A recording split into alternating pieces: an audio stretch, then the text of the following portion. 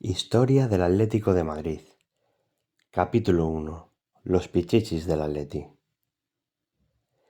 El Atlético de Madrid es un club con una relación muy especial con el gol, a veces sufrido, a veces glorioso, pero siempre intenso. A lo largo de su historia han pasado grandes delanteros, jugadores que encarnaron el carácter rojiblanco, esfuerzo, orgullo y determinación. Pero solo unos pocos han alcanzado un honor reservado a los elegidos: ser Pichichi de la Liga, el máximo goleador de toda España.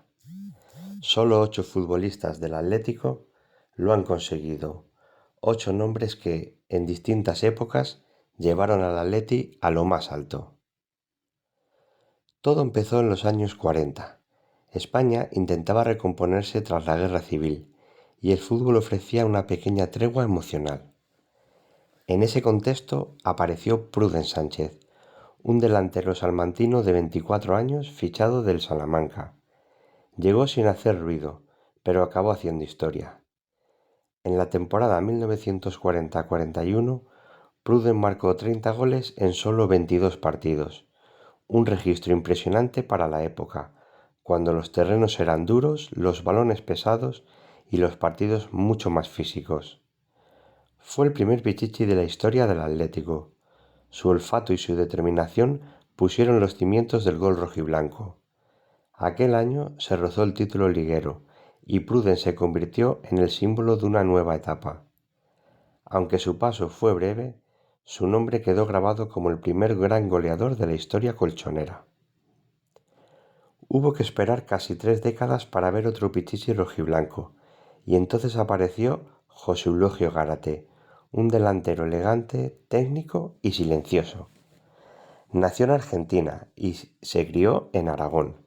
Llegó al Atlético en 1966. Su juego combinaba inteligencia y clase. No era un delantero de potencia, sino de colocación y lectura. Su estilo contrastaba con el fútbol más físico de la época. Entre 1968 y 1971, Gárate logró algo al alcance de muy pocos: 3 pichichis consecutivos. Nadie en el Atlético había dominado la liga de esa forma. Gárate marcaba con precisión quirúrgica, toques suaves, remates de cabeza perfectos, definiciones fríos ante el portero. A su lado jugaban nombres como Luis Aragonés, Ufarte o Irureta, en un equipo sólido y campeón. Gárate no era un goleador ruidoso, era un delantero elegante que encarnaba el fútbol inteligente. Cuando se retiró dejó una huella imborrable: 109 goles en 241 partidos. Su legado, el de un delantero que convirtió el gol en arte. En ese mismo periodo, compartiendo vestuario y liderazgo, estaba Luis Aragonés, el eterno número 8. Luis fue Pichichi en la temporada 1969-70, empatando con Gárate y Amancio. Pero su impacto fue mucho más allá de los números. Luis tenía carácter, genio y una zurda de hierro. Marcaba de falta, de penalti, de volea. Era el líder natural de aquel Atlético que empezaba a dominar el fútbol español. Como jugador, Luis fue fundamental en la conquista de la Liga de 1970 y en la consolidación del equipo como potencia. Décadas después, desde el banquillo, sería el arquitecto del Atleti moderno y el impulsor de una idea que marcaría incluso a la selección española. Luis fue el gol, el carácter y el alma del Atlético de Madrid. El siguiente en la lista llegaría desde México: Hugo Sánchez, un delantero que combinaba carisma, plasticidad y eficacia. El Atleti lo fichó en 1981, procedente del Pumas. Su adaptación fue rápida, era un delantero distinto, atlético, técnico y espectacular. En la temporada 1984-85, Hugo firmó 19 goles y se llevó el trofeo Pichichi. Cada gol suyo iba acompañado de una voltereta acrobática, su sello personal. Su celebración era puro espectáculo y simbolizaba un nuevo tipo de delantero, el que mezclaba espectáculo y eficacia. Esa misma temporada fue elegido mejor jugador extranjero de la liga. A finales de los 80, el Calderón volvió a disfrutar de un goleador de raza. Llegaba desde Brasil, Baltazar, apodado el Artilleiro de Deus, el goleador de Dios. Su historia era tan sencilla como apasionante, un hombre de fe y humilde, con un instinto natural para el gol. En su primera temporada, 1988-89, Baltazar deslumbró a toda España, 35 goles en 36 partidos. El Atlético no fue campeón, pero el brasileño se llevó el pichichi y el cariño de todo el Calderón. Baltazar no solo marcaba, transmitía alegría. Sonreía siempre y su conexión con Paulo Futre, el ídolo portugués, era mágica. Cada balón que caía en el área parecía tener su nombre grabado. Esa temporada lo colocó entre los grandes goleadores de Europa. Baltazar fue durante un año sinónimo de gol y esperanza. El siguiente en la lista fue un delantero nacional, de raza pura, Manolo Sánchez Delgado. Llegaba del Logroñés.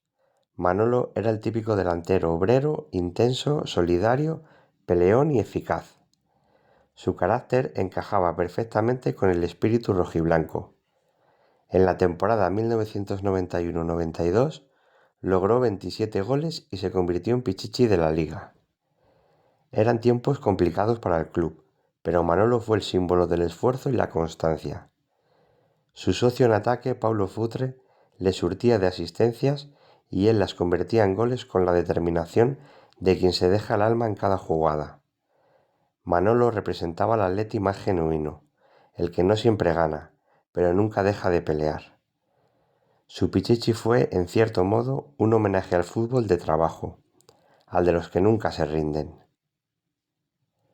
En los años 90, el club vivía entre el éxito y la inestabilidad, y en medio de ese contexto apareció Christian Vieri.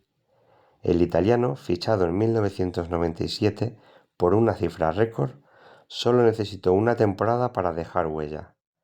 Con 24 goles en Liga, se convirtió en Pichichi 1997-98. Vieri era potencia pura. Dominaba el área, remataba con fuerza y tenía una presencia física imponente. En ataque formó una dupla temible con Juninho Paulista y Kiko. Aunque su estancia fue breve, solo una temporada antes de irse al Lazio, su rendimiento fue impecable. Marcó en Liga, en Europa y en los grandes partidos. Vieri fue el símbolo de un atleti competitivo, que aspiraba a todo. Su paso fue fugaz, pero dejó una marca de profesionalidad y eficacia. El último gran pichichi rojiblanco llegó casi una década después, Diego Forlán. El uruguayo había brillado en el Villarreal y llegó al Atlético en 2007, en una época de reconstrucción. Forlán tenía todo lo que define a un delantero moderno: potencia, técnica y una mentalidad ganadora. En la temporada 2008-2009 firmó una campaña extraordinaria, 32 goles en Liga, logrando el Pichichi y la Bota de Oro europea. Fue el corazón ofensivo de un equipo que volvía a mirar arriba. Junto a Agüero, formó una de las duplas más letales de Europa. Sus goles devolvieron al Atlético a la Champions y a la élite continental. Forlán fue un ejemplo de profesionalidad, humildad y compromiso. Su rendimiento marcó el inicio de una nueva era para el club, la que poco después culminaría con la llegada de Simeone y el regreso a la gloria. 8 nombres, 8 épocas, un mismo sentimiento. Pruden, Gárate, Luis, Hugo, Baltazar, Manolo, Vieri y Forlán, cada uno con su estilo, con su historia, con su manera de entender el gol. Todos fueron distintos, pero todos representaron el alma rojiblanca, el orgullo, la lucha y la pasión. Ser pichichi con el Atlético no es solo cuestión de números, es un acto de fe, es marcar cuando el equipo más lo necesita, es gritar un gol con la camiseta empapada de esfuerzo y sudor.